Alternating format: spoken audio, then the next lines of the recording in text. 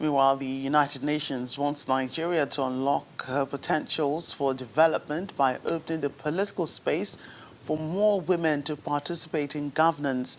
According to the United Nations country representative for UN Women, increased female participation in government is one of the ways to speed up development in the country. The United Nations is also advocating a 35% affirmative action for female representation in government. The 2023 general elections in Nigeria might seem like a long time away and probably enough time for politicians to prepare. But it's not so for some female politicians in the country who believe that the time to mobilize is now. The arrival of the United Nations Assistant Secretary General and Deputy Executive Director for UN Women to Nigeria appears to be given the needed impetus.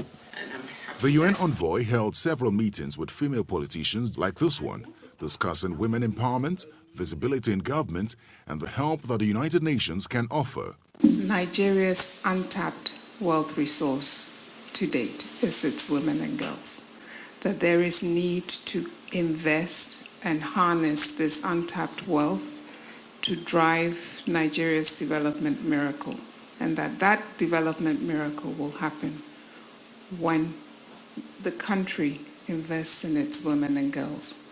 And for us as UN Women, we'll continue to support this effort in this country. We cannot support individual candidates. We can never do that.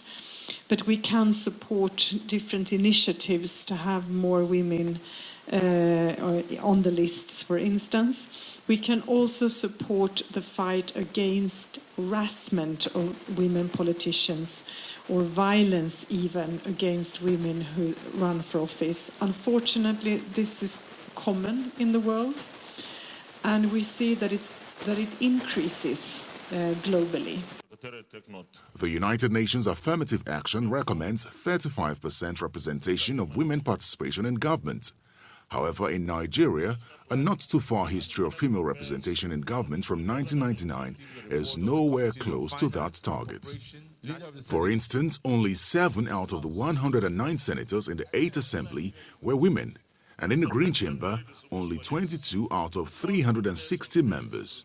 The case is even worse in the 9th Assembly, as the number of females in the House of Representatives dropped from 22 to 7. It has to be through legislation. Going forward, some female politicians believe that the way to improve this data is through legislation. We'll reach out and lobby the governors, we'll lobby the party, we'll lobby at the highest level. It doesn't cost me anything to stoop to conquer. We will reach out to the legislators because it has to be through legislation. Most of the African countries have done it. What is the magic that Nigeria cannot do it? Currently, Rwanda is the leading African country with 61% female representation in politics. Female politicians in Nigeria believe strongly that it can be replicated come 2023.